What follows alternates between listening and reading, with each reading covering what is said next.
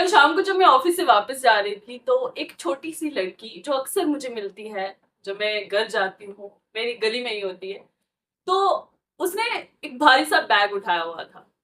अक्सर वो जब मुझे मिलती है हाय दीदी करके बुलाती है और मुझे बड़ा अच्छा लगता है जब वो मुझसे मिलती है। तो कल मैंने उससे पूछा कि बेटा कहाँ जा रही हो? तो कहने लगी कि मैं ट्यूशन जा रही हूँ। मैंने कहा ट्यूशन कौन सी क्लास में हो? तो उसने बताया फर्स्ट क्लास में हूँ मैं। तो मैंने कहा कि इतनी छोटी सी हो, ट्यूशन जा रही हो, स्कूल से अभी आई होगी, फिर ट्यूशन, और तुम्हारी मदर क्या करती है? वो कहती मेरी मदर इंजीनियर है। तो मैंने सोचा कि एक इंजीनियर जो औरत है वो अपनी बच्ची को घर पे नहीं पढ़ा सकती। ये छोटी सी जमात है, पहली जमात क्या ही होती है, इसमें तो कोई भी पढ़ा सकता है। यही माँ बाप अपने कंधों का बोझ हल्का करने के लिए इन बच्चों को ट्यूशन सेंटर भेज देते हैं।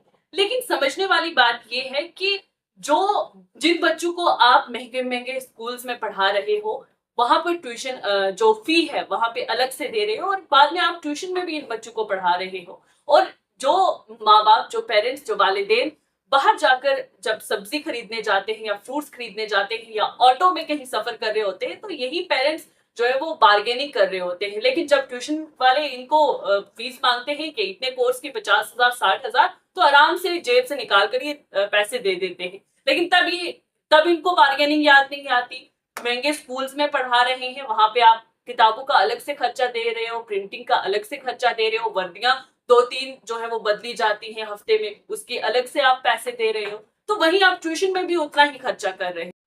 अगर हजारों या लाखों में खर्चा करते हैं वालिदैन प्राइवेट स्कूल्स में पढ़ाकर, और ट्यूशन भी अलग से देते हैं, तो फिर क्या फायदा? अगर ट्यूशन में आपको पढ़ाना है तो स्कूलों की जरूरत नहीं है, अगर स्कूल्स में पढ़ा रहे हैं तो फिर ट्यूशन की जरूरत नहीं होनी चाहिए। लेकिन जब हम देखते हैं कि रिजल्ट आता है, तो रिजल्ट में एक बड़े बड़े जो है वो फोटोज लगा के पोस्टर चिपकाए जाते हैं दीवारों पर कि फला इंस्टीट्यूट से हमारा बच्चा निकला है, इतनी परसेंटेज आई है। और आखिर में अगर नुकसान यहाँ पर देखा जाए तो गरीब लोगों का होता है। ये जो जिस तरीके से ट्यूशन का कल्चर बना हुआ है, एक फैशन बना हुआ है, इसकी वजह से वो लोग जो अफोर्ड नहीं कर सकते महंगी फीस, या महंगे स्कूल अफोर्ड नहीं कर सकते हैं, तो उनको परेशानी आती है, वो मजबूर हो जाते हैं अपने बच्चों को इन ट्यूशन सेंटर में भेजने के लिए। लेकिन जिस तरीके से मैंने कहा कि पोस्टर चस्पा किए जाते हैं दीवारों पर, उसमें समझ नहीं आती। फिर समझने वाली बात होती है कि क्या ये कामयाबी ट्यूशन सेंटर्स की वजह से मिली है या फिर स्कूल्स की वजह से मिली है?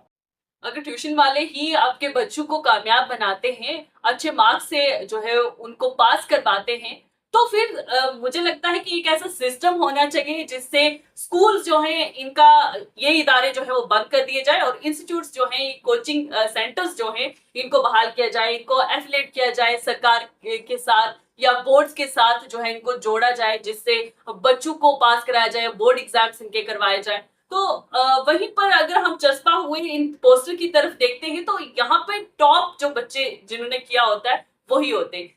जो पास होते हैं या टॉप करते हैं, उनके बड़े बड़े पोस्टर जो है इंस्टीट्यूट वाले भी लगाते हैं और स्कूल्स वाले भी लगाते हैं। लेकिन उन बच्चों का क्या जो फेल हो जाते हैं या जिनके नंबर कम आते हैं, इनकी जिम्मेदारी या इसका इल्जाम किस पर लगाया जाए? कोचिंग इंस्टीट्यूट्स पे या फिर स्कूल्स पे?